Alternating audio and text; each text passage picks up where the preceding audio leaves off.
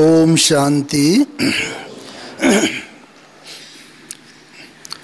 एक बार हम सभी मिल करके उस रीति से ओम ध्वनि करेंगे जैसा हम सब ने सुना है।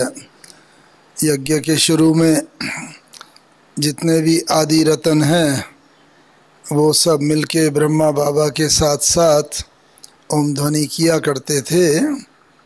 पहले हम गहरी श्वास अंदर लेंगे और फिर उस श्वास को छोड़ते हुए ओम ध्वनि करेंगे और फिर दूसरी श्वास गहरी लेंगे और उस श्वास को छोड़ते हुए शांति की ध्वनि करेंगे।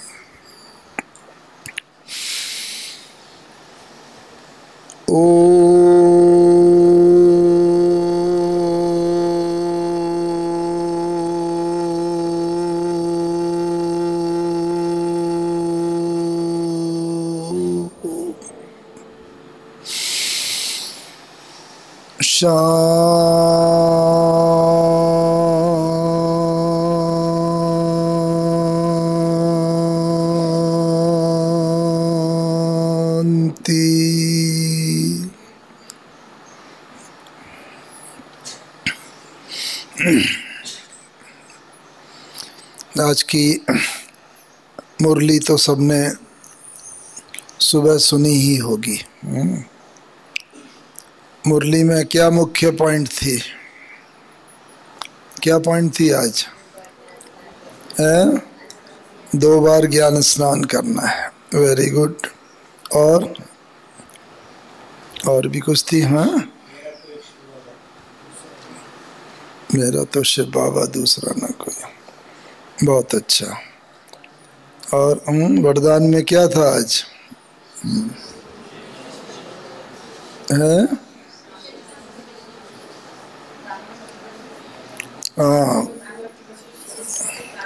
हर ब्राह्मण की विशेषता को देखो। कोई भी ब्राह्मण वत्स ऐसा नहीं है जिसमें कोई ना कोई विशेषता ना हो, क्योंकि इतनी सारी बड़ी सृष्टि में भगवान ने उसे चुना है तो जरूर कोई ना कोई विशेषता को देखकर ही भगवान ने चुना होगा। तो भले हमें अपनी आँखों से न दिखती हो, लेकिन उसमें ज़रूर कोई ना कोई ऐसी विशेषता है। इसलिए हर ब्राह्मण को समुचित रीति से सही नेत्रों से, सही दृष्टिकोण से देखते हुए, सम्मान देते हुए उसके साथ चलो। ये वरदान भी था। और खास एक बात और बाबा ने कही थी कि जगत जीत कौन बनते हैं? बोला था ना, जो माया जीते मन जीते जगत जीत, माया जीते जगत जीत बोलते हैं ना। तो जगत जीत हम सबको भी बनना है। तो इसीलिए आज के जो कुछ अनुभव के साथ साथ जो कुछ बातें हैं जो शेयर करेंगे आपस में, तो केवल सुनने तक ही नहीं है, बल्कि हम सबको भी जगत जीत बनना है। बाबा ने और इस बात में, जगत जीत में, एक और ख़ास बात बोली जो आज ही हमें ऐसा लगा कि शायद हम आज पहली बार ही सुन रहे हैं। मुरली तो ये अनेक बार सुनी है। कौन सी बात थी वो? जगत जीत कौन बनते हैं? सतयुग में जितने आएंगे सभी जगत जीत होंगे? नहीं तो कौन बनेंगे?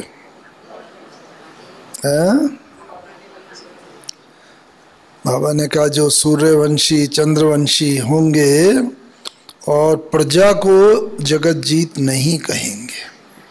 आज की मुरली में एक बात थी। इन बात पर भी आप वो सिमरण करते चलना, देखते चलना। तो मन जीते जगत जीत, माया जीते जगत जीत कहते हैं। और जगत के अंदर क्या, क्योंकि हम सभी का लक्ष्य है जगत जीत बनना। कहते भी है ना कि भाई यहाँ पर क्यों आए हमारे विश्वविद्यालय में? क्या लक्ष्य है हमारा? मनुष्य से देवता, हाँ, या कहे नर से नारायण और नारी से लक्ष्मीपद, ये प्राप्ति कराना। तो ये जगत जीत ही थे विष्णु। लक्ष्मी नारायण पूरे विश्व के मालिक थे, जगत जीत थे, इसलिए वैसा बनना। जगत में क्या क्या आ जाता है? इस जगत में ही रह रहे हैं हम लोग संसार में। संसार में क्या क्या चीज़ आ जाती है? सब कुछ आ जाता है ना। क्या क्या आती है संसार में चीज़ें? व्यक्ति, वस्तु और देखो, व्यक्ति तो सब आ ही जाते हैं, ये संसार में भौतिक वस्तुएं वगैरह भी आती हैं, लेकिन और क्या क्या आता है? ये प्रकृति भी आ जाती है। किसी ने बोला ठीक, 5 तत्व भी आ जाते हैं। और क्या आ जाता है? मनुष्य ही नहीं, पशु पक्षी जीव जंतु सभी कुछ आ जाता है। जगत में तो सभी होंगे। सतयुग में भी जो अच्छे प्राणी होंगे, वो तो बाबा ने कहा ना, वो सब तो अच्छे होंगे, जो सुंदर होंगे, अहिंसक होंगे और सब रीति से वो भी अपने रीति से गुण संपन्न होंगे। तो इस कारण से वो भी आते हैं। तो ऐसे जगत जीत हम सबको बनना है। और हम सबके सामने ब्रह्मा बाबा रोल मॉडल थे। कोई भी रोल मॉडल होता है ना, वो वैसा बनना सहज हो जाता है। जैसे आजकल के यंग जनरेशन, हमें भी याद है जब हम लोग भी यंग थे तो हमारे साथ भी कुछ पढ़ा करते थे यूनिवर्सिटी में। तो 1-2 भाई ऐसे थे, बिल्कुल उस समय के जो प्रसिद्ध हीरो हीरोइन वगैरह थे वैसी नकल करते थे, वैसी एक्टिंग करते थे, क्योंकि उनके रोल मॉडल वो थे। तो उस रोल मॉडल के ऊपर पूरा ध्यान रहता है, वो कैसे रहते हैं, खाते हैं, पीते हैं, कैसे चलते हैं, बोलते हैं। तो उस रीति से ही वैसा जो बनना चाहते हैं वो वैसा अभ्यास करते हैं। तो अभ्यास करते करते वैसे बन जाते हैं। तो इसीलिए ब्रह्मा बाबा, देखो भगवान ने चुना भी ऐसा रथ, रोल मॉडल ऐसा चुना बहुत ही ग्रेट पर्सनालिटी। लौकिक दुनिया के हिसाब से भी लंबा कद, गोरा रंग, आँखें, इतना निर्मल आँखें, एकदम लाइट से भरपूर आँखें, और प्रेम स्नेह भाव से भरा हुआ हृदय, नेत्र, सब। बाबा से जब भी हम लोग मिलते थे कभी, तो बस सामने चित्र लगाया ना मधुबन में, हाँ देखा है कैसा चित्र है, कैसा है, ऐसा है ना, बस बाहें फैला के। और बस कितनी बार हम तो यहाँ पर जब आते थे ट्रेन से उतर के और इधर नीचे स्नान पानी आदि करके, कई बार या वैसे ही आते थे तो बाबा यहाँ टहलते हुए भी मिल जाते थे। कई बार मिले, 62 से लेकर 69 तक, तो बहुत अनेक बार। तो बस बाबा, आओ बच्चे, आओ मीठे बच्चे, आओ स्वीट चिल्ड्रन। आंखें इतने प्यार से भरी हुई होती थी और ऐसी मैग्नेटिक पर्सनैलिटी थी कि बस बाबा की बाहों में खिंचते चले आते, चुंबक की तरह खिंचते चले आते थे। तो ये तो एक फिजिकल देखने में आता था, लेकिन असली बात क्या थी कि जो बाबा के अंदर आध्यात्मिकता, पवित्रता भरी हुई थी, निश्चल प्रेम भरा हुआ था, वो आँखों से जैसे मैग्नेट का काम करता था। और इसीलिए उसका मैग्नेट की विशेषता ये होती है कि उसके संपर्क में जो भी लोहा आता है, जो चीज़ आती है, वो भी टेम्परेरी मैग्नेट बन जाती है। ये मैग्नेट की विशेषता होती है, टेम्परेरी। तो इस रीति से जब हम लोग आते थे, बस बाबा की बाह में आए, और विशेषता ये होती थी कि हम लोग भी विदेही बन जाते थे, अशरीरी बन जाते थे। ज्ञान होता नहीं था कुछ भी उस समय, नया नया कोई है तो ज्ञान क्या होगा। अभी तक भी पूरा अशरीरी अगर हम बनना चाहें तो अपनी इच्छा से नहीं बन सकते, लेकिन बाबा में इतनी शक्ति थी कि टेम्परेरी भी बाबा उसका अनुभव करा देते थे। बस आया, विदेही जैसे हो जाते थे। बस कुछ 25-30 सेकंड, कुछ आधा मिनट, पौन मिनट बाबा के ऐसे बाह में रहे और शरीरी फिर क्या करते थे बाबा, ऐसे थपथपाते सिर, हाँ बच्चे आओ आओ आओ, मीठे बच्चे, ऐसा कह के बस जो ऐसा बाबा की पर्सनैलिटी, और बच्चे बच्चे कह करके ना बूढ़े से बूढ़ा भी होता था, और बस वो भी बाबा के सम्मुख जैसे बच्चा जैसा बन जाता, और ये अनुभव करता था कि मैं जैसे विदेही। उसके बाद वो देह में जैसे आते थे, इच्छा नहीं भी होती थी, फिर बाबा कुछ टोली खिलाते थे, हालचाल पूछते थे, क्या नाम है आदि आदि, और फिर एक जाता था, फिर दूसरा आता था, दूसरा भी यही अनुभव करता था, अशरीरीपन का अनुभव करता था। तो ये एक तो, और इसके पीछे क्या था कि बाबा ने खुद इतना अभ्यास किया हुआ था, आप सबने सुना ही है ना, बाबा ने कैसे डायरियां लिख के क्या क्या अभ्यास किया था। हाँ, अपना भी, आत्मा का, परिवार वाले, लौकिक उस समय जो और थे, जसोदा, निर्मल, शांता दादी, नारायण बेटा आदि आदि, सबको लिख लिख के ये आत्मा है, ये आत्मा है, ये आत्मा है, जिससे कि जब भी वो सामने आते थे ना, तो बाबा खुद भी आत्मिक भाव में होता था, उन्हें भी आत्मिक भाव में, तो देह का भान निकलता रहा, देह का संबंध निकलता रहा। भले देह का पत्नी थे जसोदा माता सब, लेकिन वो खुद भी, वो बाबा कहते थे, बाबा भी उसको बच्ची आओ बच्ची, सब लोगों को वो देह का भान ही निकल गया था। और इस कारण से जो भी आता था वो ऐसा, तो एक तो हमें ये अभ्यास करना है कि बाबा ने जो कहा, क्योंकि बाबा रोल मॉडल है, बाबा के कदम पे कदम करके, तो ये तो सबने सुना है, ऐसा होते थे। तो बस हर एक को भी, जिसको भी हम देखें, मिलें, आत्मिक भाव से मिलेंगे, तो वो आत्मा भी आत्मिक दृष्टि से हमें देखेगी। कोई उसके अंदर भी अगर कोई देह की भावना होगी, देह के संबंधों की बात होगी, तो वो जैसे खत्म हो जाएगी। अगर कोई देह का आकर्षण हमें दैहिक दृष्टि से देखता है, इसका मतलब हमारे में कमी है, उसकी कमी नहीं है, क्योंकि हमें वो देख रहा है, जरूर हमारे से ऐसे वाइब्रेशन उसके पास आ रहे हैं, इस कारण से वो इस दृष्टिकोण से देख रहा है। तो इसीलिए ये हमें देखना चाहिए। तो ये तो खैर मनुष्यों की बात हुई, लेकिन ब्यूटी तो यही है कि जो भी महान आत्माएं होती हैं ना, वो सब प्रकृति को वश में करते हैं। बाबा का देखा, हाँ, यहाँ हिस्ट्री हॉल है ना, देखा है ना, वहाँ ऐसे 3 संदली पड़े हुए हैं, और एक संदली पर बाबा बैठते थे, एक पे मामा बैठते थे, इधर बीच की खाली रहती थी।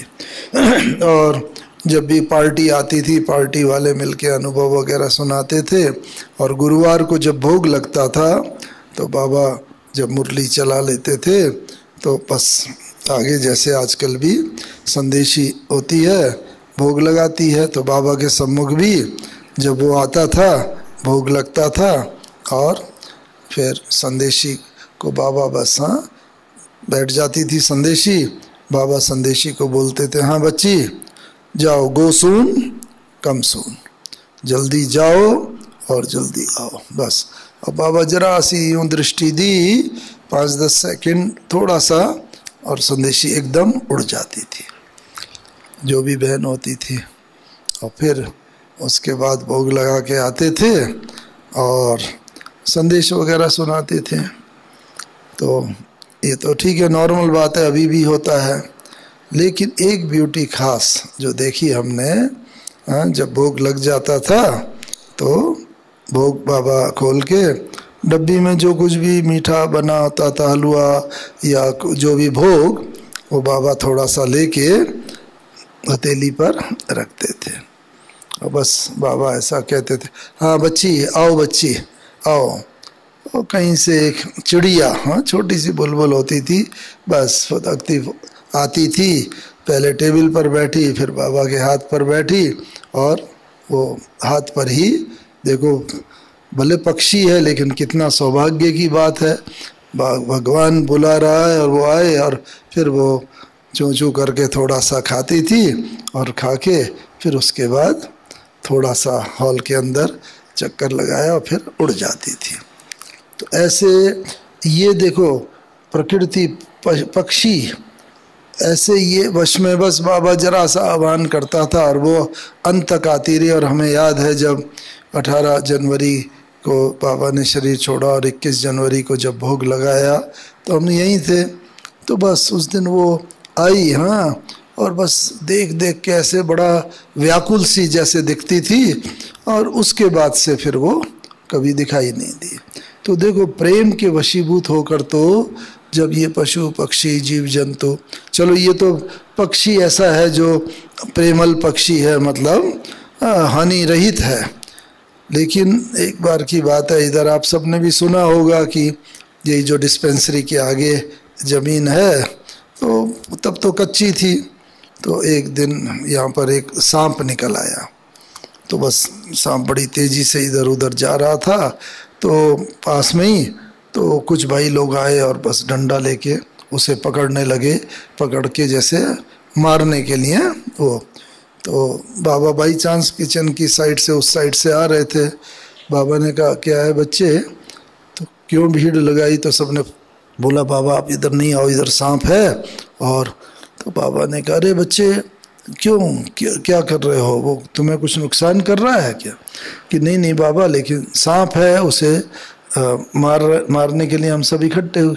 कि नहीं नहीं नहीं नहीं बच्चे, बच्चे को नहीं मारो, बाबा का हर एक के लिए, कोई पशु पक्षी बच्चा बच्ची, बस यही भाव बाबा का सदा। क्यों बच्चे को मार रहे हो, क्यों तक वो कर रहे हो?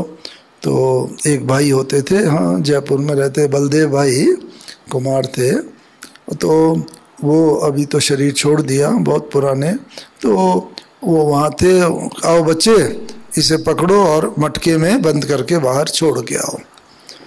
कैसे पकड़े? तो बाबा ने कहा अरे बच्चे इसे ये पूंछ से पकड़ो। तो वो थोड़ा हिचकिचाया क्योंकि भाई थोड़ा सांप है तो वो कैसे पकड़ेगा। तो बाबा ने कहा अरे अरे बच्चे क्यों हिचके, चलो कोई बात नहीं, बाबा पकड़ता है। बाबा आगे बढ़े तो सबने रोक दिया, नहीं नहीं बाबा आप नहीं। और उस भाई ने बोला नहीं नहीं बाबा मैं आता हूँ। उसने बस पकड़ा, कुछ भी सांप ने नहीं कहा, और बस पकड़ के मटके में डाला, ऊपर कपड़ा बांधा और उसके बाद छुड़वा दिया।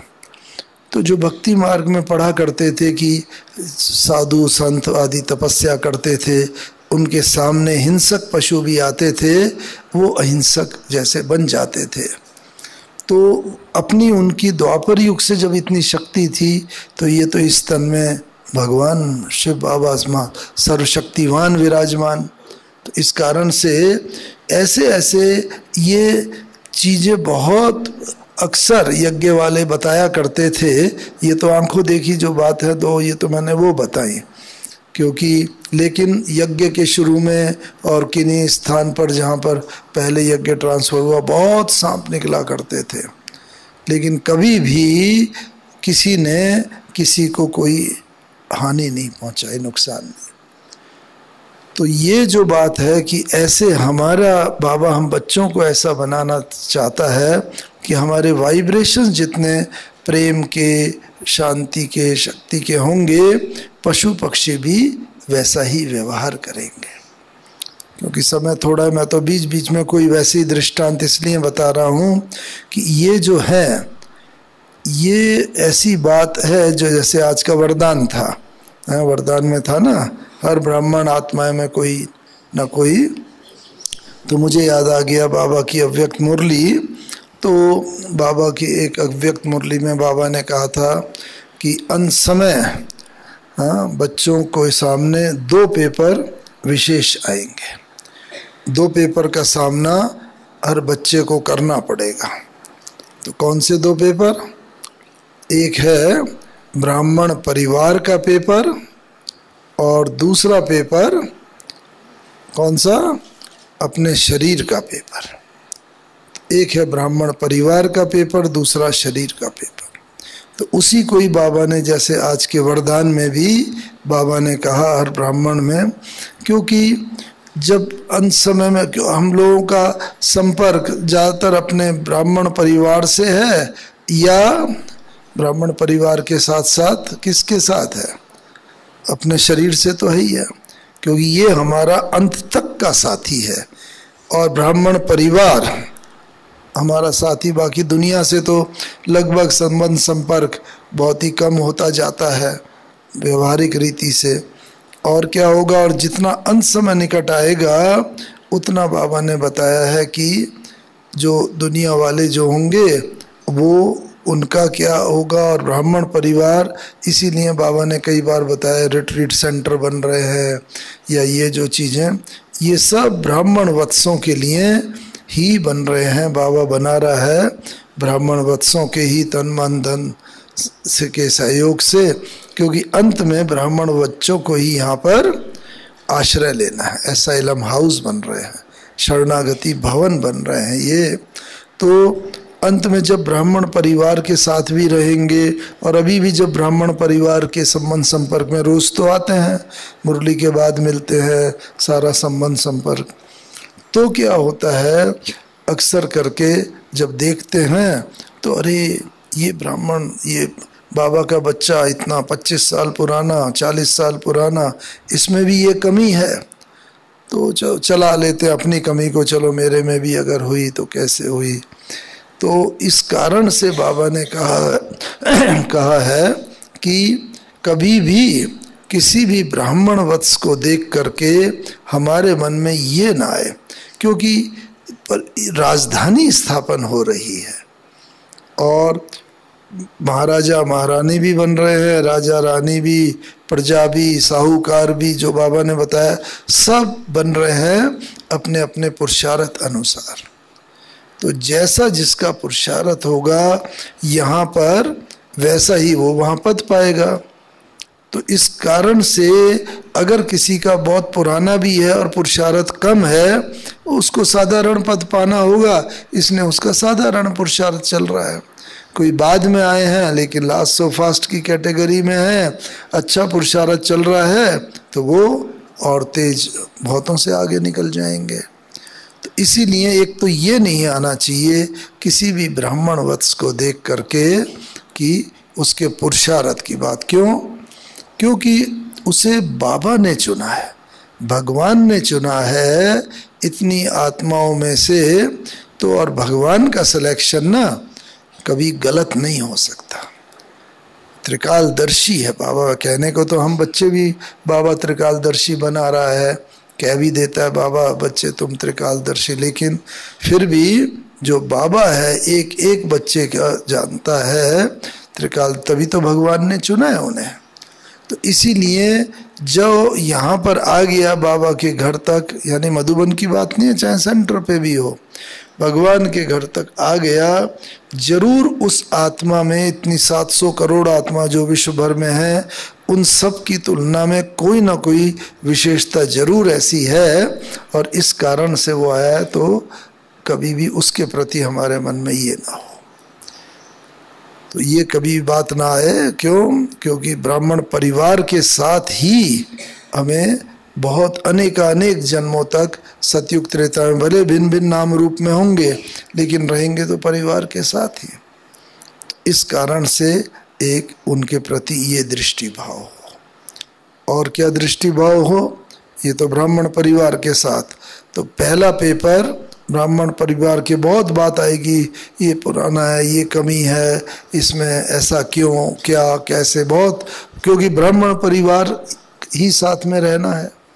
तो एक तो ये कभी भी अंदर प्रश्न न हो, आत्मा है अपने पुरुषार्थ अनुसार ये है, तो उस किसी भी आत्मा के प्रति कोई भी कमजोरी का भाव कभी भी ना आए। और दूसरा पेपर है ये शरीर का पेपर। तो इस कारण से शरीर का पेपर भी अंत तक, क्योंकि आत्मा का अंत तक का साथी तो ये शरीर ही है, ये प्रकृति के 5 तत्व हैं। तो इसीलिए ये प्रकृति के 5 तत्वों को भी ये देखते हुए ये जो शरीर है अंत तक इसका पेपर कैसे पार करें। पेपर तो बाबा ने कई बार बताया है, लेकिन बाबा ने ये भी बताया है उस पेपर को कैसे पास करना है, क्योंकि सारा दारोमदार हमारा किस बात पर है, अनेक जन्मों का पद का सारा दारोमदार किस बात पर है? हाँ, बाबा ने जो कहा है अंत मते सो गति के होता। अंत में जब हमारे श्वास, जब प्राण इस तन से निकलेंगे, उस समय हमारी स्थिति कैसी है उसके ऊपर सारा आधार है। अंत मते सो गति। लौकिक में भी भाई आप में से जो भाई लोग हैं जिन्होंने जॉब किया है, नौकरी की है, तो जानते होंगे भाई गवर्नमेंट में हो या कहीं, तो एक होता है लास्ट पे सर्टिफिकेट, जो कोई सैलरी मिलती है लास्ट डे पर जो सैलरी ड्राइव की है उसने, जितनी तनख्वाह मिलती है उसके आधार पर ही सब कैलकुलेशन होता है। ग्रेजुएटी हो, प्रोविडेंट फंड हो, कोई भी जो है पेंशन वगैरह हो, सब चीज़ उस आधार पर है पूरा कैलकुलेशन, और वो जन्म भर मिलती रहती है। तो इस कारण से हमारा भी अंत में लास्ट ब्रीथ क्या है, तो उस समय जैसी याद अगर होगी, व्यभिचारी याद जिसे बाबा कहते हैं, कहीं ना कहीं कोई व्यक्ति, वस्तु, वैभव, संबंध किसी में भी अगर रुक गई तो वैसा जन्म लेना पड़ेगा। तो इसीलिए बाबा जो है वो, बाबा का पुरुषार्थ इस पर ही विशेष था। तो मैं बाबा के ही पुरुषार्थ पर आता हूँ जो मैंने अपनी आँखों से बहुत देखे। कई बार वैसे तो मिलना हुआ था बाबा से। इस रेफरेंस में मैं बता दूं, बाबा का भाव यही रहता था, मेरा हर बच्चा जो है ना राजा बच्चा है, विश्व महाराजन है, ये दुनिया में सेलेक्टेड सोल है, इसीलिए साधारण पद का भागी कोई न बने, हर एक बच्चा राजा महाराजा महारानी बने। तो इस कारण से बाबा हर बच्चे को उस दृष्टि से ही देखता था। और बाबा वो, उसके लिए बाबा हर बच्चे का क्या पुरुषार्थ चाहता था कि जब से हम ज्ञान में आए हैं वो हमारा नया जन्म हो गया। भले शरीर वही है लेकिन आत्मा का जैसे नया जन्म हुआ, तो हम पुराने जन्म की बातें, नाम रूप, वो सब भूल जाएं और ब्राह्मण जन्म की ही बातें याद रहे, नई दुनिया की बातें याद रहे। तो इसके लिए बाबा क्या करता था? हाँ, शुरू में तो बाबा ने क्या किया, यज्ञ में हम सब ने सुना है ना, जो भी दादियाँ वगैरह है, बाबा ने सबके नाम आदि बदल दिए थे। तो हमें भी ये सौभाग्य मिला, 62 में हम लखनऊ यूनिवर्सिटी में ग्रेजुएशन कर रहे थे और बाबा कानपुर आए थे। लखनऊ से कानपुर 2 घंटे का रास्ता है, तो बाबा कुछ दिन रुके हुए थे कानपुर में। तो लखनऊ वालों ने प्लान बनाया कि हम सब बाबा से मिलने जाएंगे। तो एक दिन बस करी और सुबह निकलना तो जल्दी था 5 बजे, लेकिन तैयार होते निकलते सबको लेते हुए 7 तो वहीं बज गए लखनऊ में। उसके बाद बस निकले तो लेट पहुँचे, मुरली तो पूरी हो गई थी बाबा की। तो बस बाबा के पास सब जो लखनऊ वासी थे ज्ञान में, वो सब 1 बाई 1 मिल रहे थे। हम तो बहुत यंग थे तब, हाँ 16 साल के थे। तो उस समय लास्ट के करीब हमारा नंबर आया, तो बाबा के पास गए। तो बाबा ने देखा, दृष्टि देखी दी और बाबा ने कहा, आओ बच्चे, बाबा तुम्हारा बहुत समय से इंतज़ार कर रहा था। तो हमने तो यही समझा सुबह जल्दी आना था, लेट हो गए। तो हमने कहा हाँ बाबा लेट हो गए, और बस पे लेट आई और हम सब लेट, 2 घंटा 2.5 घंटा लेट हो गए। तो अच्छा लेट हो गए। तो बाबा ने बड़ी गुइया है, बाबा की तो हर बात में गुइया था, लेकिन बाबा बहुत समय से तुम्हारा, दादियाँ वगैरह पास थे, गंगे दादी और कुमार का दादी सब बाबा के साथ चलते थे। तो उन्होंने बताया, देखो बाबा का भाव ये है, ये स्थूल नहीं कि हाँ बस लेट हो गई, बल्कि हाँ कलप पहले कि बाबा ने खुद ही बताया, देखो बच्चे, कलप कलप के बिछड़े बच्चे होते हैं ना बाप से, तो बस बाप से बिछड़े हुए, बहुत समय के बिछड़े हुए बच्चे हो, आओ और ऐसे ही बाबा ने हाथ फैला दिया और बाबा मिले, गोद दी बाबा ने, गोदी दी। स्थूल में तो पहले बाबा को जब बैठ के मिलते थे तो बाबा के पास हर बच्चे जाते थे, बाबा से मिलते थे, थपथपाते थे बाबा। फिर बाबा ने पूछा क्या नाम है बच्चे, तो हमने बताया हमारा लौकिक नाम एक्चुअली श्री है। तो हमने बताया श्री। तो बाबा ने कहा क्या बच्चे, हाँ क्या सरनेम है, बताया सिंगल ऐसे करके। तो बाबा ने कहा देखो बच्चे, हाँ बाबा बड़ा जॉली स्वभाव के थे और वैसे भी, और विशेषता देखो जो विश्व महाराजन आत्माएं होती हैं ना, उनकी ब्यूटी यही है, उनकी विशेषता कि हर एक के साथ उनका व्यवहार ऐसा होता है कि उसको ये लगता है कि बाबा जितना मुझे प्यार करता है उतना किसी को नहीं करता। तो ये ब्यूटी होती है, वो हर एक आत्मा को महानता का अनुभव कराते हैं कि आप साधारण नहीं हो। आजकल की लौकिक दुनिया में तो ये होता है कोई भी बड़ा होता है वो चेले को चेले की दृष्टि से देखेगा, उसको महानता का उतना अनुभव नहीं कराएगा। लेकिन बाबा में यही विशेषता थी, हर बच्चे को वो बाबा महानता का अनुभव।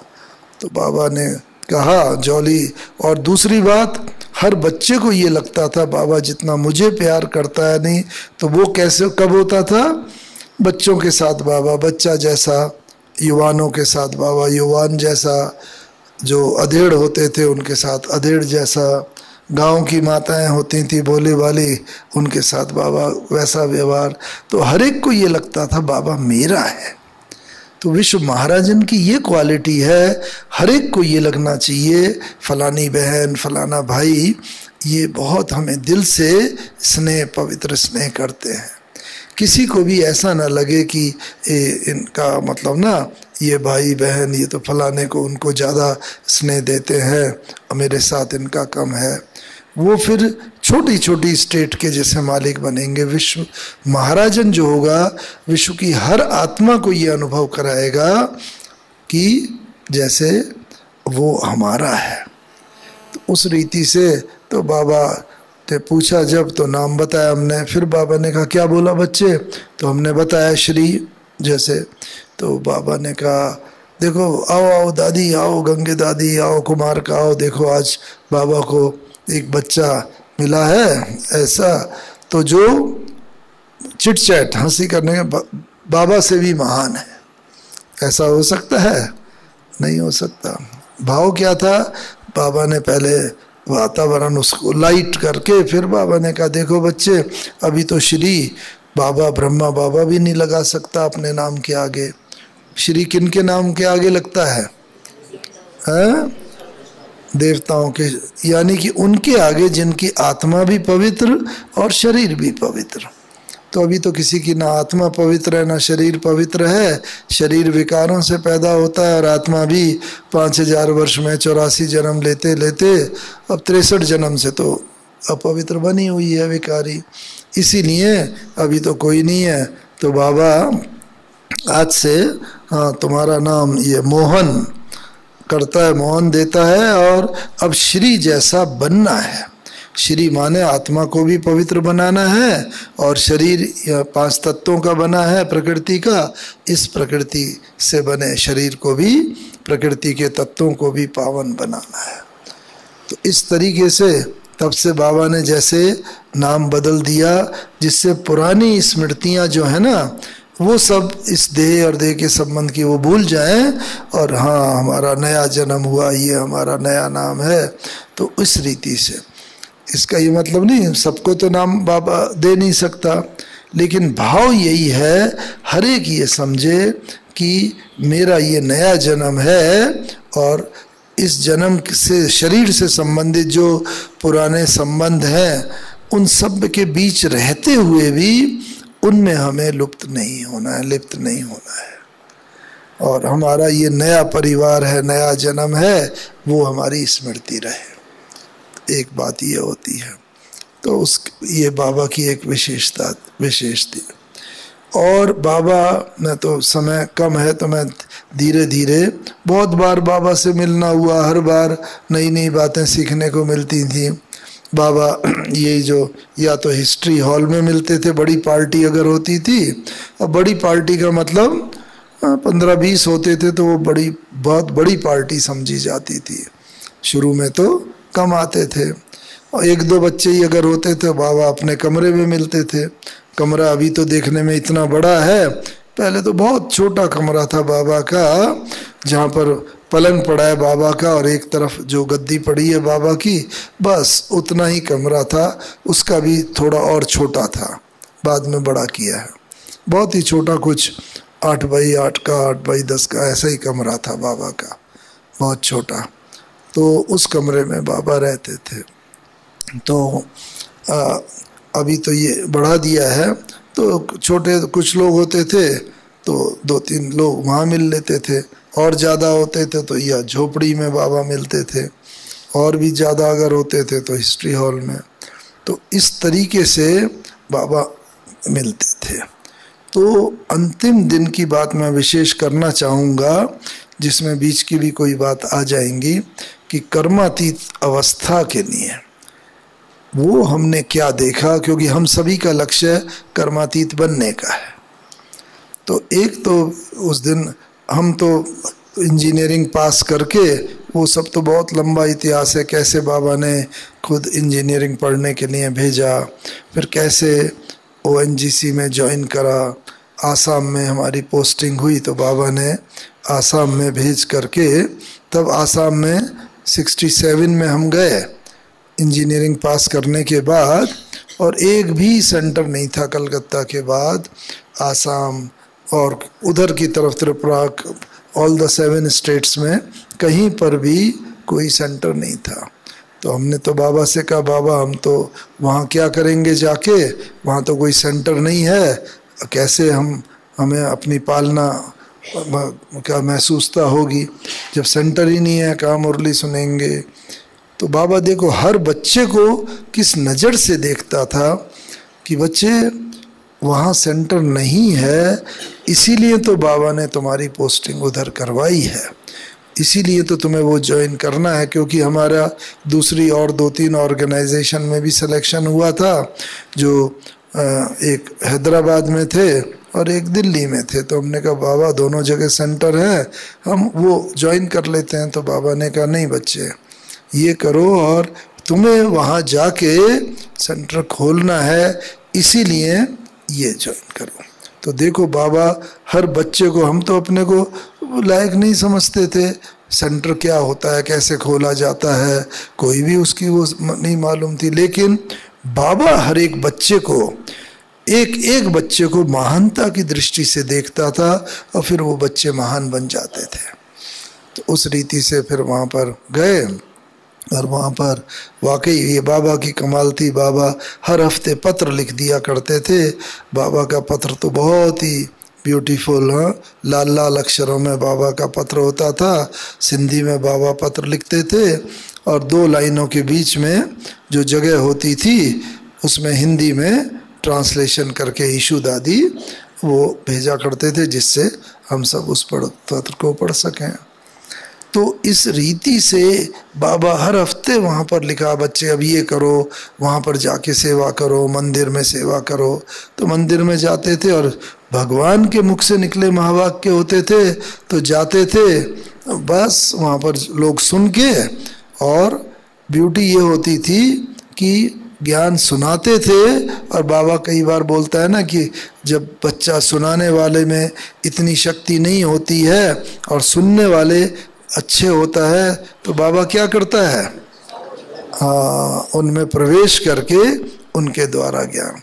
तो ऐसा तो हमने बहुत बार अनुभव किया, क्योंकि उसका प्रमाण मिलता था अंदर, जैसे बस बाबा समझा रहा है और वो आत्माएं सुनते सुनते भी अधिकतर आत्माएं ध्यान में चले जाते थे, साक्षात्कार में चले जाते थे। और नेचुरली जिसे साक्षात्कार हो जाएगा अपने इष्ट देव का, लक्ष्मी नारायण का, और बहुत बस वो तो एकदम समझेगा कि मैंने तो जैसे भक्ति मार्ग में तो साक्षात्कार माने सब कुछ पा लिया। तो बस वो वहाँ के पक्के वो बन जाते थे। तो उस रीति से बाबा ने शुरू में बहुत सेवा करवाई वहाँ पर। तो एक तो ये अनुभव, क्योंकि जब बाबा को हम, बाबा जो भी बोलता है समझो बाबा मेरे लिए बोल रहा है। और कई बार हम आह्वान करते थे, प्रदर्शनी एक जगह थी इंग्लिश में पार्टी समझाने के लिए, फॉरेनर्स की पार्टी, उस टाइम की बात है 60s की, बहुत विदेशी तो कोई इंग्लिश में समझाने वाले कोई नहीं, लेकिन जहाँ पर प्रदर्शनी थी बड़ौदा में, वहाँ पर कोई सेंटर नहीं था, 1965 की बात है। तो वहाँ एक भाई थे, बम्बई वालों ने आके वहाँ प्रदर्शनी लगाई थी बड़ौदा में, तो उन्होंने हमें कर दिया कि आप इन्हें समझाओ। सारे फॉरेनर्स थे, तो बस ये इंग्लिश में समझाएंगे। अब हमें तो इंग्लिश में समझाने का बिल्कुल भी अभ्यास नहीं था, तब तो पढ़ाई करते थे। तो हमने कहा कि अच्छा, वहाँ पर बाबा कहता है, बाबा अगर आप में विश्वास रखता है तो हम अपने में विश्वास क्यों ना रखें।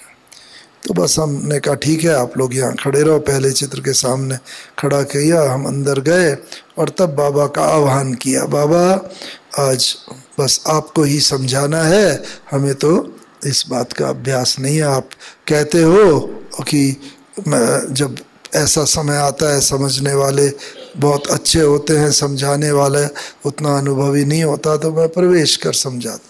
तो बाबा आपको समझाना है, ऐसा करके आह्वान किया। और उसके बाद आए तो बस पौना घंटे तक कैसे इंग्लिश में फ्लॉलेस एकदम इस रीति से समझाया बाबा ने कि हमें खुद आश्चर्य होता था कि इस बात का तो बिल्कुल अभ्यास नहीं है। तो देखो इस रीति से बाबा सेवा करता है। बाबा अभी भी कहता है, अव्यक्त मुरली में कहा ना बाबा ने कि बाबा तो बच्चों की मदद को तैयार है, लेकिन बच्चे बाबा की मदद नहीं लेते हैं और भूल जाते हैं। और फिर हमें बाद में याद आता है कभी, तो ऐसा नहीं, बाबा तो हर पल बैठा हुआ है, बस हमें आवश्यकता है बाबा का आह्वान करने की। तो इस रीति से जब वहाँ पर आसाम में हम गए पहले, तो वो फर्स्ट पोस्टिंग थी।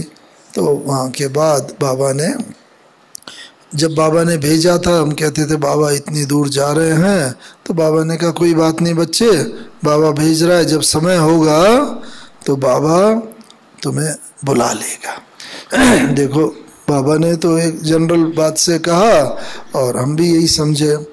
तो जनवरी 1969 का महीना था और हम चूँकि देहरादून से गए थे उस साइड से, तो बाबा ने, वहाँ की बहन जी ने बोला हमारा म्यूज़ियम बन रहा है, आप आओ तो बनाओ, म्यूज़ियम बनाने में सहयोग दो, म्यूज़ियम के डायरेक्शन करो कि किस रीति से बनता है। अब म्यूज़ियम का नाम भी नहीं सुना था कभी, फिर भी वहाँ पर उधर गए तो बाबा को लिखा कि बाबा वहाँ जा रहे हैं। तो बाबा ने ही इंडिकेशन दिया कि बच्चे वहाँ जाओ, लेकिन पहले मधुबन आओ और प्लेन से आओ। तो देखो बाबा ने ऐसा डायरेक्शन जैसे दिया, तो हम जनवरी 69 की बात है, तो हम वहाँ पर छुट्टी ली और छुट्टी लेके मधुबन पहुँच गए। लौकिक हमारे पिताजी भी हमें मिल गए रास्ते में और हम लोग दोनों 17 जनवरी की सुबह यहाँ पर आ गए, 1969 17 जनवरी। और उन अंतिम 2 दिनों में 17 और 18 जनवरी को बाबा की कर्मातीत अवस्था देखने का मौका मिला। और बहुत कई ऐसी नई बात तो वो कुछ शेयर और करते हैं जिससे कि हम सबको भी आइडिया हो कि जब हम भी कर्मातीत अवस्था को पाएंगे तो कैसी हमारी स्थिति होनी चाहिए। तो हमेशा तो जब बाबा से मिलते थे, बाबा के पास जाते थे, हम कोई प्रश्न करते थे, अपनी स्थिति बताते थे, सेवा के प्लान बताते थे कई बात, और बाबा उसका समाधान करते थे। लेकिन इन अंतिम 2 दिनों में हमने क्या देखा, जब भी बाबा के पास जाते थे, बाबा के सम्मुख, तो बाबा ऐसे दृष्टि देते थे और दृष्टि देके बाबा थोड़ी देर में कहते थे, अच्छा बच्चे ये पूछने आए हो, अच्छा ऐसा कर लो, ऐसा हो जाएगा। यानी हमें एक भी शब्द बताने की ज़रूरत नहीं पड़ती थी, बाबा मन का हाल जान लेते थे। तो ये स्थिति है मन जीते जगत जीत की। और ये स्थिति उसकी हो सकती है जिसने अपना मन जीता हुआ होगा, तो वो दूसरे के मन का भी हाल तुरंत जान सकता है, दूसरे के मन में क्या। तो एक तो हमें भी कर्मातीत अवस्था के लिए ये करना है कि अपने मन के संकल्पों के ऊपर हमारी विजय होनी चाहिए। जैसे बाबा का देखा, और ऐसा एक बार दो बार नहीं हुआ, 2 दिन में 17 और 18 जनवरी को 5-6 बार ऐसा हुआ। जब जब बाबा से मिलते थे बस दृष्टि देके बाबा प्रश्न भी बता देते थे, उसका समाधान भी बताते थे। एक तो कर्मातीत अवस्था का ये लक्षण है। हम सब भी जितना जितना अपने मन के ऊपर विजय प्राप्त करते जाएंगे, इसका मतलब हम कर्मातीत अवस्था के निकट आते जा रहे हैं। दूसरी बात, क्योंकि अंत मते सो गते होती है, तो कोई भी काम हमारा पेंडिंग ना हो, रहा हुआ ना हो। क्योंकि कोई भी काम अगर हमारा रहा हुआ होगा ना, तो अंत में जब आत्मा ये शरीर छोड़ेगी तो रहा हुआ काम याद आता है, या कोई जिस आत्मा से कोई विशेष संबंध होता है वो आत्मा की याद आती है, या किसी के प्रति अति कटुता हो, घृणा भाव हो, वो आत्मा याद आएगी। तो ये अपने को अभी से चेक करना है कि हमारा किसी भी आत्मा से कोई प्रकार का लगाव झुकाव वो भी ना हो, ना कोई टकराव हो, और कोई घृणा ईर्ष्या की भावना हो। क्योंकि जिसके प्रति ये नेगेटिविटी भी हुई या टू मच लगाव झुकाव भी हुआ, वो आत्माएं याद आएंगी, तो अंत मते सोगति तो हो नहीं सकेगी, दुर्गति हो जाएगी। कोई भी शरीर देहधारी याद आया, दुर्गति हो जाएगी। फिर से नया जन्म लेकर के उस आत्मा से वो हिसाब किताब चुकतू करने के लिए उसके आसपास उसके संबंध में जन्म लेना पड़ेगा। इसीलिए बाबा कहता है ये बहुत ज़रूरी है कि उस शरीर छोड़ने से पहले हमारा ऐसा संबंध हो। तीसरी बात ये है, कोई भी काम रहा हुआ ना हो। क्योंकि यहाँ पर कई बार करके बहुत लोग आते हैं, अपना जब अपने संबंधियों का भोग लगाते हैं, बीकेस का जो शरीर छोड़ के गए, तो वो आत्मा यही बताते थे, बस मैं सोचता रहा कि भाई मुझे अपना विल करना है, परिवार में सब तो चलते नहीं, तो ये विल करना है कि भाई मेरे शरीर छोड़ने के बाद ये यज्ञ की इस चीज़ नाम ये हो जाए, कोई मकान है, कोई प्रॉपर्टी है, कोई धन है। जो ज्ञान में होते हैं उनकी दिल होती है हमारा जन्म जन्मांतर का भाग्य बने। लेकिन कई बार हम लोग टालते रहते हैं, हाँ कल कर लेंगे, कल कर लेंगे, और कोई ऐसा इवेंट बन जाता है कि शरीर छूट जाता है, कोई बीमार है, एक्सीडेंट है, कुछ भी। तो फिर वो आत्माएं बताती हैं, इतना रोती हैं, और फिर वो आत्मा बताती है मैं ये सोचता ही रह गया, लेकिन ये मैं पूरा नहीं कर सका। इस कारण से वो कोई भी ऐसा ना करे। जो काम हमें करना है उसको हम टॉप प्रायोरिटी पर वो कर लें, जो कि हमें जब प्राण हमारे तन से निकलें तो वो चीज़ खींचे ना हमें अपनी तरफ, वो याद ना आए। तो इसीलिए तीसरी है। और बाबा ने भी सारा काफ़ी समेटता जा रहा था। पहले मम्मा ने शरीर छोड़ा तो बाबा ने कारोबार दीदी और दादी को थोड़ा और सौंपा, और फिर जब और आगे समय आता जा रहा था तो बाबा धीरे धीरे अपने को सब तरफ से समेटता जा रहा था। और लास्ट डे भी 2 दिन में भी 3-4 काम रह गए थे, वो बाबा ने उस समय समेटे। क्या काम? एक तो बाबा नक्की लेक का म्यूजियम है ना, वो बिल्डिंग रही हुई थी, कई दिनों से बात चल रही थी कि उस बिल्डिंग को ले लिया जाए, तो पेंडिंग पड़ी हुई थी। तो बाबा ने 17-18 तारीख को ही उस पर साइन किया कि ये बिल्डिंग ले ली जाए। बाबा ने ईशू दादी को बोला, बच्ची आज जितने भी पत्र लिखवाने हो लिखवा लो, कोई बच्चा ये ना कहे कि बाबा तो चले गए और मेरे पत्र का जवाब नहीं आया। तो एक तीसरी बात मेन थी कि बाबा को आभास हो गया था कि हाँ आज मेरा ये अंतिम साकार इस शरीर में पार्ट है, और इसीलिए बाबा ने सारे काम जल्दी जल्दी उस दिन के निपटाए। तो हम लोग भी जब कर्मातीत बनेंगे तो पहले से अगर काफ़ी काम निपटाए होंगे, अंत में 2-1 रह गए तो वो निपटाना आसान होगा अगर रह भी गए। तो इसीलिए कोई काम हमारे पेंडिंग ना रहे जो बाद में हमें ये हो कि ये मुझे शरीर छोड़ने से पहले कर लेना चाहिए था। तो बाबा ने उस दिन बोला ईशु दादी को, बच्ची आज जितने भी पत्रों के जवाब लिखवाना हो लिखवा लो, कोई भी पत्र रह ना जाए। तो सारे जवाब ईशु दादी ने लिखवा लिए। और फिर और रोज रात्रि क्लास होती है मधुबन में, लगभग 8:30 पौने 9 के करीब 9। लेकिन उस दिन बाबा ने सबको कहा, भाई को, एक जमुना प्रसाद भाई जो यहाँ है, कि बच्चे आज सबको अनाउंस कर दो कि बाबा जल्दी क्लास कराएगा, 7 बजे तक सब भोजन करके क्लास में आ जाए। भोजन करके, खास बाबा ने बोला क्यों? क्योंकि बाबू को मालूम था, आभास हो गया था कि बस ये क्लास के बाद मैं तो इस शरीर से विदाई ले लूँगा ब्रह्मा बाबा को। और इस कारण से बाबा ने बोला, क्योंकि बाद में तो अगर भोजन होगा भी, बाद में खाने जाएंगे, कोई खाएगा नहीं, क्योंकि बाबा को मालूम था कि ये शरीर छूटने वाला है। तो उस रीति से ये आभास हो जाएगा। कर्मातीत अवस्था का यही लक्षण है, भीष्म पितामह की तरह इच्छा मृत्यु का वरदान।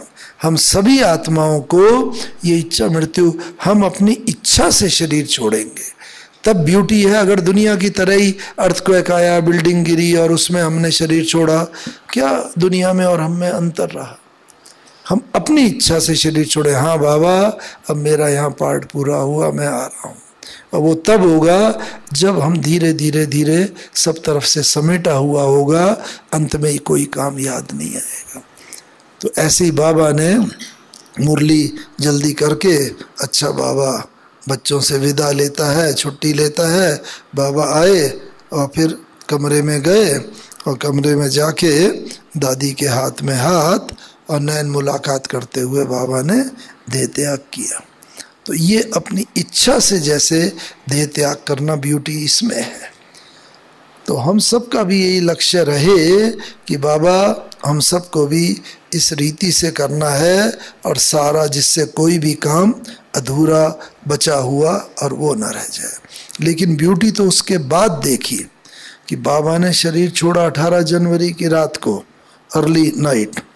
वो शरीर रखा रहा 18 की रात, 19 का दिन, 19 की रात, 20 का सारा दिन, 20 की रात, 21 को संस्कार किया गया दोपहर के बाद, 2 बजे के बाद। लेकिन बाबा का शरीर वैसा ही चमकता रहा, कोई काला नहीं पड़ा, कोई दुर्गंध नहीं शरीर में, क्योंकि कोई भी इंजेक्शन नहीं लगाया गया था, कोई केमिकल लोशन कुछ भी नहीं लगाया गया था, लेकिन वैसा ही चमकता हुआ शरीर। और शरीर में भी काफ़ी हद तक थोड़ी फ्लेक्सिबिलिटी थी।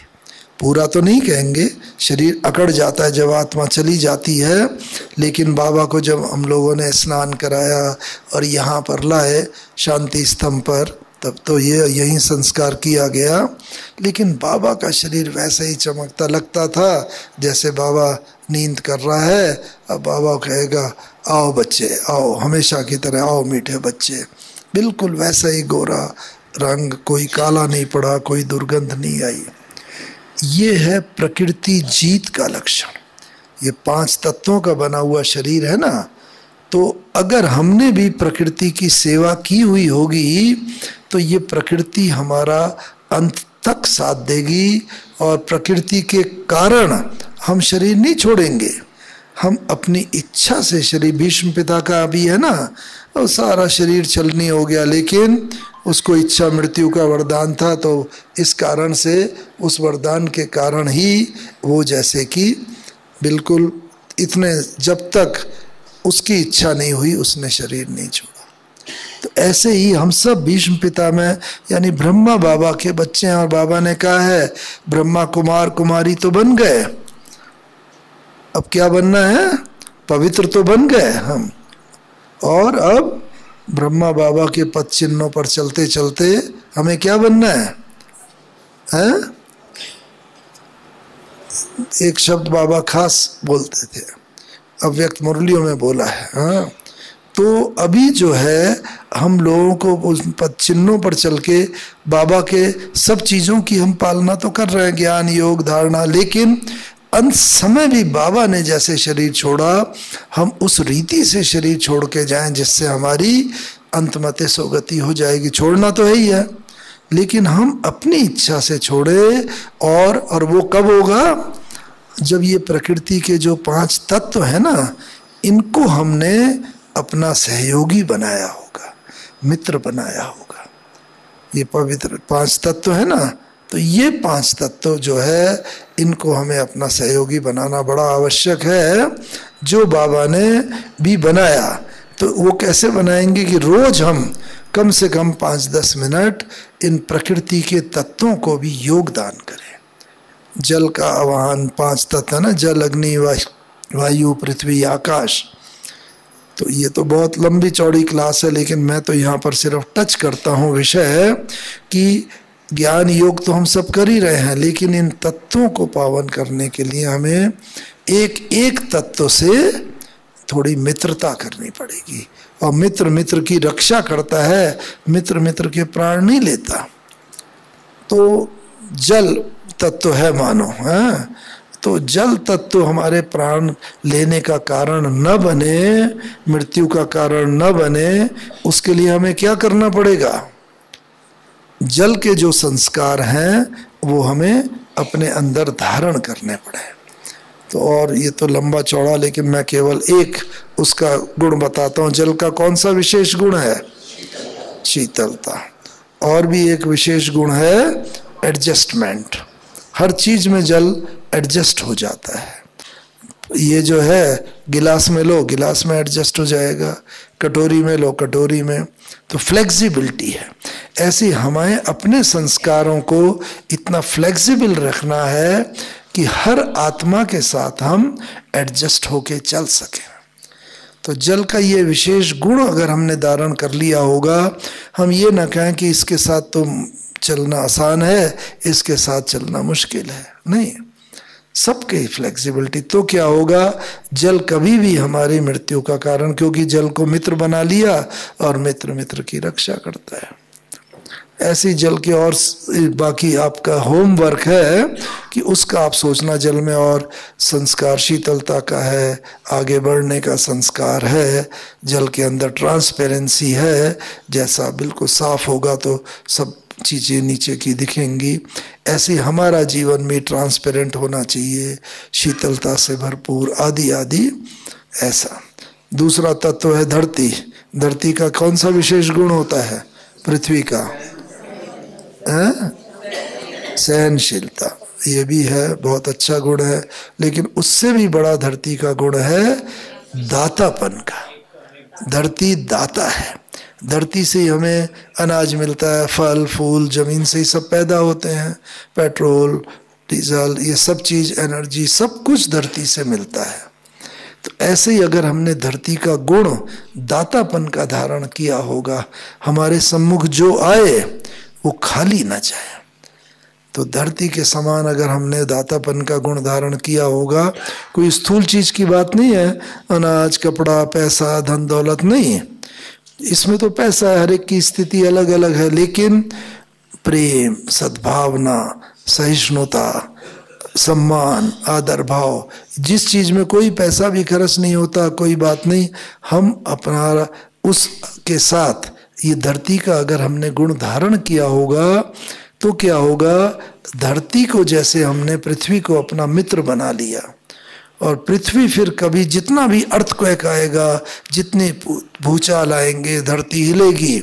बहुत जगह ऐसा हुआ, धरती फिर मृत्यु का कारण नहीं बनी।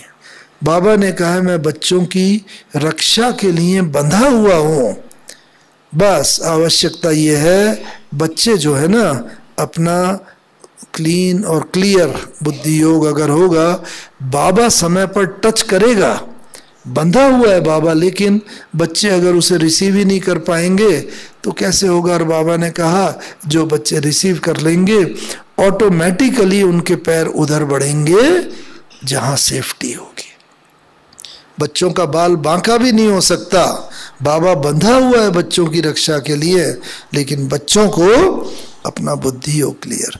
तो वो ये तत्व जो है कोई भी हमारे दुख अशांति मृत्यु का कारण नहीं बन सकता अगर हमने तत्व का एक मेन संस्कार धारण किया हुआ होगा।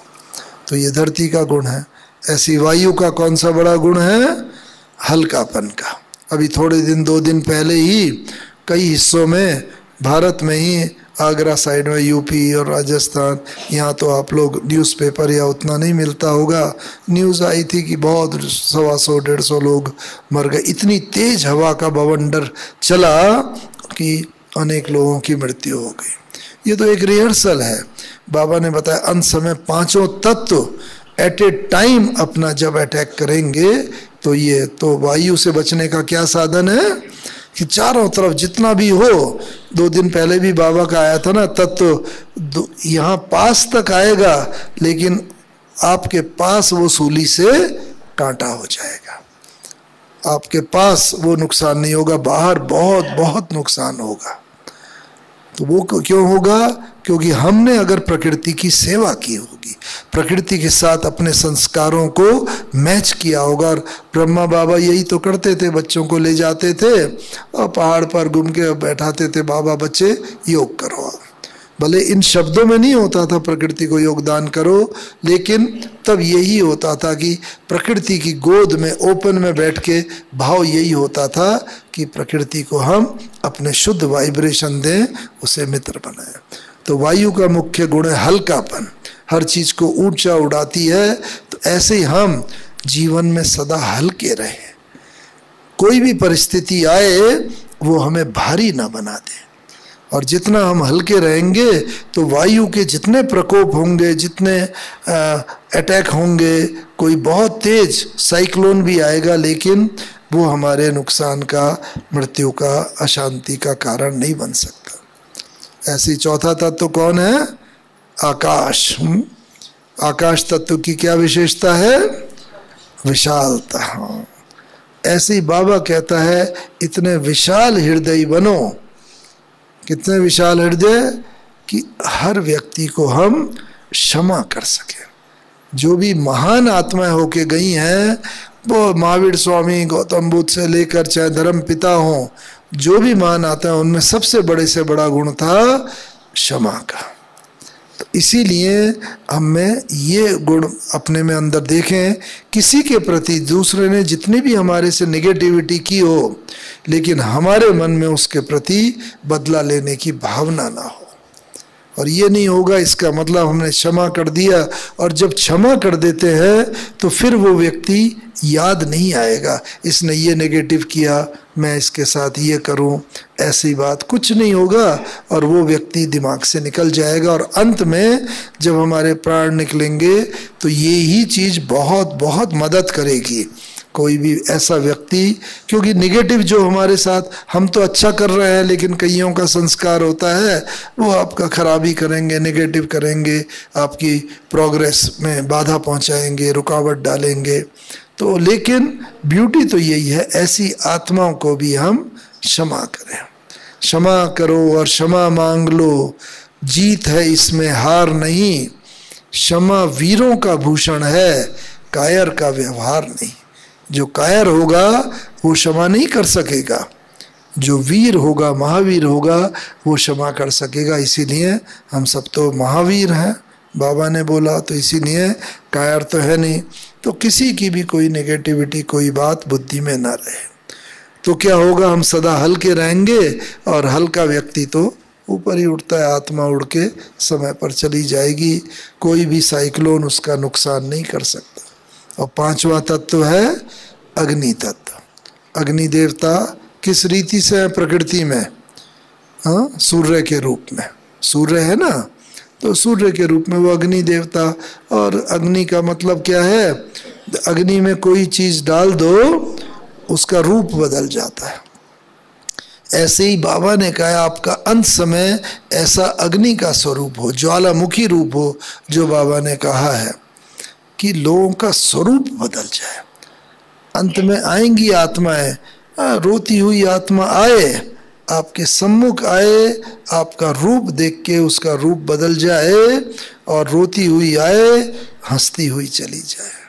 अशांत आत्मा आए, शांति के सागर में लहराती हुई चली जाए। दुखी अशांत आत्मा कोई भी नेगेटिव ऐसा से भरपूर आए, उसका रूप बदलने की, अंत में मुंह से ज्ञान सुनाने की क्षमता नहीं होगी, समय नहीं होगा, लेकिन बस आए, हमारा रूप देख करके उसका अग्नि के में डालते हैं ना, रूप बदल जाता है। ऐसे ही हमारा ऐसा ज्वालामुखी स्वरूप हो, उसका स्वरूप बदलने की क्षमता हमारे अंदर हो। तो ये 5 तत्वों की सेवा बहुत बड़ी सेवा, ब्रह्मा बाबा ने ये सेवा बहुत की। इसीलिए बाबा एकांत में 2 बजे उठ जाया करते थे, और उस समय यज्ञ का कोई कारोबार नहीं, और 3 साढ़े 3 के बाद तो सभी उठ जाते थे। तो एकांत में बैठ के बाबा विश्व की समस्त आत्माओं को योगदान करते थे, और टहलते हुए यहाँ पर आंगन में प्रकृति के 5 तत्वों की सेवा करते। तो हमें भी ये देखना है कि ज्ञान योग धारणा सेवा तो कर रहे हैं, लेकिन प्रकृति का कोई तत्व रह ना जाए। तो तभी तो बाबा कहने कि देखो ये प्रकृति ने अंत तक साथ दिया। और आपने सुना होगा बाबा से जब पूछा, जब बाबा शरीर छोड़ दिया, तो बाबा आपको कैसा अनुभव हो रहा था अंत में जब, तो बाबा ने बताया, मुरली में भी आया था ना, कि एक तरफ कर्म भोग उनका युद्ध, एक तरफ योग बल, दोनों की युद्ध चल रही थी।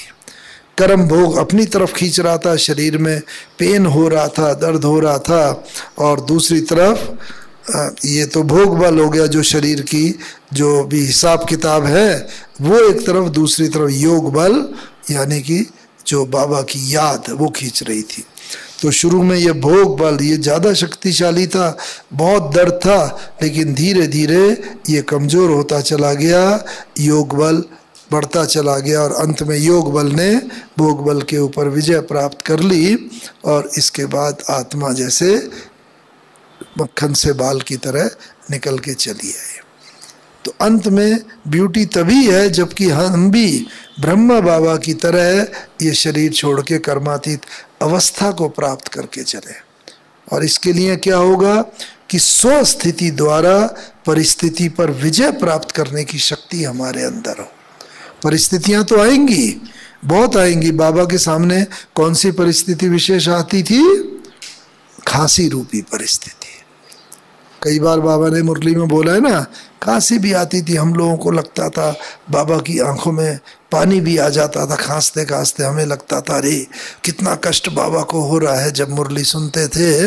लेकिन बस थोड़ा खांसी आई, बाबा के पास में हिस्ट्री हॉल में अभी भी रखा होगा शायद, लक्ष्मी नारायण का चित्र या कृष्ण का ट्रांसलाइट का चित्र होता था। बस बाबा कहता देखो बच्चे, अभी तो ये पुराने तत्वों का बना हुआ शरीर है, तमो प्रधान तत्व है, कल बाबा जाके ऐसा विष्णु कृष्ण बनेगा, नया सतो प्रधान तत्व होंगे, नई दुनिया होगी, और कोई भी एक परेशान करने वाली खांसी कोई भी चीज़ नहीं होगी। तो बस कल बच्चों को भी खुशी में क्या करना चाहिए? खग्गियाँ मारनी चाहिए, है ना। कई बार बाबा करके बताते थे, बस इतनी खुशी हो मैं जाके कल ये ऐसा बनूंगा लक्ष्मी नारायण। वो कई एक्ट बाबा करते थे। कभी कभी बाबा कहते थे देखो बाबा गया हुआ है भक्ति मार्ग में कई जगह, तो भक्त क्या करते हैं, भगवान के आगे, शंकर के आगे खास करके कहते हैं बढ़दे झोली बढ़दे, ऐसे कुर्ता हिला के बाबा कहते थे बढ़दे झोली बढ़ती। भक्ति मार्ग की कई चीज़ें बाबा सुनाते थे, बाबा ने ये ऐसा देखा हुआ है सब। और बच्चे ये अब शंकर तो झोली भरेगा थोड़ी, वो तो झोली खाली करने वाला है। विनाश होता है ना, और कहते हैं ना हम शंकर की प्रेरणा से, वो तो सबकी झोली खाली कर देता है पूरी दुनिया की। तो इसीलिए वो भरने वाला तो एक शिव बाबा है। हर चीज़ में बाबा कहता था ये जो वो बनता है ये अमरनाथ का शिवलिंग, तो बाबा ने उनसे पूछा मंदिर के पुजारियों से, तो बस अंदर की बात भी बाबा कोई भक्ति मार्ग के लिए अनादर नहीं है, लेकिन क्या क्या लोग करते हैं वो सब बाबा ते बात सुनाया करते थे। तो मेन बात यह है कि प्रकृति के इन तत्वों पर ना बस ये करते रहेंगे तो अंत समय में हम सब भी जो मायाजीत मन जीते माया जीत, जगत जीत बनेंगे। और जगत में तो प्रकृति भी आती है, तो ये बहुत ज़रूरी है आप यहाँ पर हो जब तक कल तक, तो बस कहीं पर भी हो प्रतिदिन प्रकृति को एक तो ये योगदान करें 5 मिनट भी, और दूसरी बात प्रकृति के एक एक तत्व से आप अपनी डायरी में लिखना उस तत्व में और क्या गुण है, अग्नि में क्या है, आकाश में और क्या गुण है, और उन गुणों को अपने अंदर कैसे हम धारण करें। तो बस जितना जितना धारण करते चलेंगे उतना उतना हम भी प्रकृति जीत, माया जीत और मन जीत बनते जाएंगे, और बाबा की तरह ही बस कर्मातीत बन के अंत में चलेंगे। साथ साथ बाबा का वायदा है ना, अभी तो बाबा ठहरा हुआ है, साथ साथ जाना। अच्छा, ओम शांति, ओम शांति।